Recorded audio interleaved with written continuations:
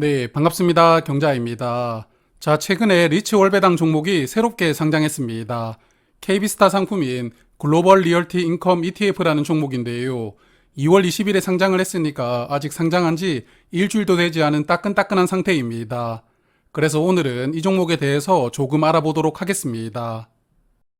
먼저 투자하는 종목을 살펴보면 미국 배당주로 많은 분들이 투자를 하고 있는 리얼티 인컴이 약 18% 비율로 가장 높은 비중으로 담겨 있습니다.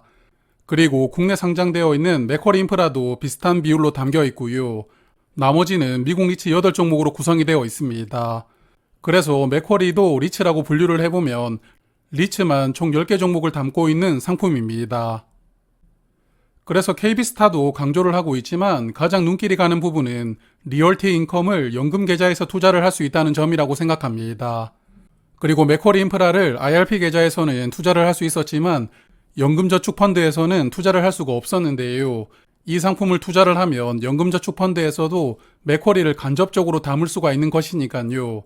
미국과 한국의 대표 배당주를 연금 계좌로 투자를 할 수 있다는 부분이 가장 큰 특징이 아닐까 생각이 됩니다. 그리고 혹시나 리얼티 인컴을 잘 모르는 분들을 위해서 간단하게 소개를 드려보면 여러 부동산 자산을 투자를 하고 있는 신탁 펀드입니다. 화면 보시면 아시겠지만 상장 이후 지금까지 꾸준하게 배당금은 늘어나고 있는데요. 투자 자산의 임대료가 상승하면서 이렇게 배당금을 꾸준하게 늘려줄 수가 있었다고 보입니다. 그리고 이 종목은 매달 배당을 하는 월배당 종목인데요. 최근 1년 동안 약 3달러를 배당을 하였습니다. 그래서 현주가 기준으로 배당 수익률이 5.8% 정도를 보여주고 있는 미국을 대표하는 배당주 중 하나입니다. 자, 그리고 미국에 리얼티 인컴이 있다면 한국에는 맥쿼리 인프라가 있습니다. 맥쿼리는 17년부터 23년까지 7년 연속 배당금이 늘어나고 있는 국내 대표적인 배당 성장주인데요. 한국에서 이렇게 꾸준하게 배당금이 늘어나는 종목을 찾기가 정말 드물기 때문에 배당주 투자를 좋아하시는 분들은 기본적으로 포트폴리오에 담아두는 종목입니다. 물론 저도 맥쿼리를 현재 투자하고 있습니다. 맥쿼리 인프라는 1년에 2번 배당을 하는 반기 배당주입니다. 상반기와 하반기 각각 배당을 하는데 2023년도에 775원을 배당을 했거든요. 그래서 현주가 기준으로 배당 수익률은 6.1% 정도가 되니까요. 미국의 리얼티 인컴은 월배당이라는 장점이 있고 맥쿼리 인프라는 리얼티보다는 배당 수익률이 조금 더 높다는 장점이 있는 것으로 정리를 해보고 싶습니다. 자, 그래서 이렇게 미국과 한국의 대표 배당주 중심으로 담고 있다는 장점이 있지만 단점이 몇 가지 보이던데요. 그래서 이제는 단점이라고 생각되는 부분을 말씀을 드릴 텐데 먼저 수수료입니다. 일단 기본 보수는 0.1%라고 이야기를 하고 있습니다. 하지만 국내 ETF가 기타 비용을 합산하는 게 실제 수수료라는 것은 다들 아실 텐데요. 아직 상장한 지 얼마 되지 않아서 금융투자협회에서 실제 보수를 확인할 수는 없었습니다. 그렇지만 투자 설명서를 보니까 총 보수가 0.63%로 기재가 되어 있더라고요. 아니, 기본 보수가 0.1%인데 총 보수가 0.63%라면 기타 보수가 0.5%나 된다는 의미이거든요. 그래서 투자 설명서에 써 있는 이 보수가 정말 맞는 건가 이런 의문이 들었는데요. 여하튼 정말 총 보수가 0.6%라면 1년에 1,000만 원을 투자하면 보수만 60만 원을 주는 셈입니다. 파생 상품인 커버드콜과 비슷한 수준의 보수이거든요. 그래서 다음 달에 금융투자협회에서 실제 보수를 정확하게 파악을 해봐야겠지만 정말 0.6%라면 상품 종류에 비해서 수수료는 굉장히 비싸다고 볼 수가 있습니다. 자, 그리고 또 아직까지 배당을 하지 않았기 때문에 분배금이 정확하게 얼마가 지급될지는 모릅니다만 KB스타 홈페이지에서 이 상품을 소개하는 글을 읽다 보니까 연환산 배당률이 4.14%라고 기재가 되어 있었습니다. 그래서 배당률도 정말 애매하다고 생각이 되었는데 맥쿼리 인프라가 현재 6.1% 배당률이고 리얼티 인컴은 5.8%라고 말씀을 드렸잖아요. 그런데 이 상품은 주력으로 투자하는 이 두 종목보다 약 2% 정도 낮은 배당률이 예상되는 상품입니다. 그래서 수수료 때문에 배당률이 2%씩 차이가 날 수가 있는 것인가 이런 생각이 들었는데요. 투자하고 있는 10종목 중에서 미국 리츠로 구성이 되어 있는 나머지 8종목에서 정답을 찾을 수가 있었습니다. 여기 배당 성장률을 보시면 10% 이상 배당 성장하는 리츠들 중심으로 담고 있다 보니까 현재 배당률은 낮은 종목들이 대거 포함된 것 같았고요. 그러다 보니까 리얼티 인컴이나 맥쿼리 인프라보다는 약 2% 정도 배당률이 낮아졌다고 생각이 되었습니다.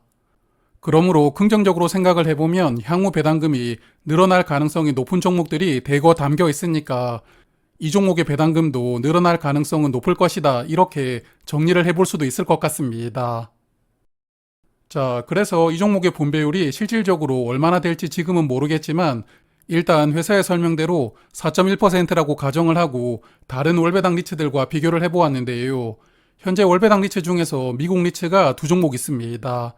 코덱스 다우존스 그리고 타이거 미국 MSCI 리츠가 있는데요. 코덱스는 지난 1년간 월 평균 38원을 분배하였고 현주가 기준으로 분배율은 4%입니다. 그리고 타이거는 매달 평균 45원을 분배하였고 현주가 기준으로 분배율은 4.4%인데요. 그래서 KB스타 상품과는 분배율 차이가 거의 없다고 볼 수가 있겠습니다. 그리고 맥쿼리 인프라가 담겨있는 타이거 리츠 부동산 인프라는 분배율은 7% 정도 예상되니까 약 3% 정도 분배율 차이가 있습니다. 그리고 미국 상업용 부동산 시장은 여전히 불안정하다는 뉴스를 심심찮게 볼 수가 있는데요. 특히나 코로나 이후로 임대율이 낮아지면서 부동산 가치가 동반 하락하고 있는 문제점도 지속적으로 제기가 되고 있거든요. 그래서 이런 리스크 때문에 미국 리츠 주가에도 영향을 줄 수가 있는 상황이거든요. 그래서 현 시점에서 미국 리츠를 투자를 한다면 이런 리스크에 대해서는 계속 주시를 하면서 대응하실 필요가 있을 것 같습니다. 하지만 상업용 부동산 리스크가 현재 진행형이지만 그래도 저는 지금부터는 리츠 투자를 해볼 만한 타이밍이라고 생각을 하고 있습니다. 일단 리츠들에게 큰 영향을 주던 금리 인상은 이제 멈추었는데요. 그리고 언제일지부터는 모르겠지만 결국 시간이 흐르다 보면 금리는 조금씩 내려갈 것이라고 생각합니다. 그러므로 그동안에 금리가 빠르게 인상되면서 리츠들 주가가 하락했지만 금리 인하되는 속도에 맞추어서 리츠 주가도 조금씩 회복하리라고 예상합니다. 그리고 화면 보시면 아시겠지만 아직까지 주가가 본격적으로 회복되지 않았으니까요. 금리 인하가 시작되기 전인 현재 타이밍이 리츠를 투자하기에는 적절한 타이밍이라고 생각합니다. 자, 그래서 이 상품은 정리를 해보면 앞서 말씀을 드렸지만 미국과 한국의 대표 배당주를 연금 계좌로 투자할 수 있다는 큰 장점을 가지고 있습니다. 아시다시피 연금 계좌는 100만 원을 입금하면 세액공제로 약 13만 원을 돌려받고 또한 소득세 15.4%를 내지 않고 분배금을 전부 받을 수가 있으니까요. 대표 배당주를 세금 혜택을 받으면서 투자를 할 수 있다는 점은 가장 크게 느껴집니다. 다만 절세 혜택을 고려하더라도 대표 종목인 맥쿼리 인프라와 리얼티 인컴에 비하면 분배율이 너무 낮다는 게 단점이라고 말씀을 드리고 싶습니다. 다른 리츠들의 배당금이 크게 상승하더라도 지금 당장만 보면 배당률 차이가 약 2% 정도 나는데요. 이런 차이라면 절세 효과를 감안하더라도 직접 투자를 하는 것보다 더 나은 점이 있을까 이런 생각이 들었습니다.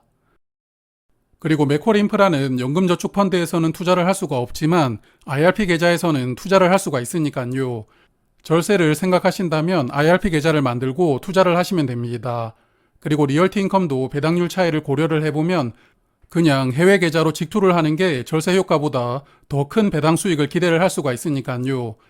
이 상품이 조금 어정쩡하게 설계된 것이 아니었나 생각이 되었고 장점보다는 단점이 더 크게 생각이 되기 때문에 개인적으로는 매력을 느끼는 것은 조금 힘들었던 상품입니다. 자, 그래도 아직까지 첫 배당도 하지 않은 종목이니까요. 오늘은 단점이 더 크게 보인다고 말씀을 드렸지만 몇 달 분배금과 수수료도 관찰을 해보면서 다음에 기회가 될 때 다시 한 번 더 살펴보도록 하겠습니다. 아울러서 내일은 월배당 종목들의 2월 분배금이 결정되니까요. 수요일 저녁에 정리해서 말씀을 드리겠습니다. 고맙습니다.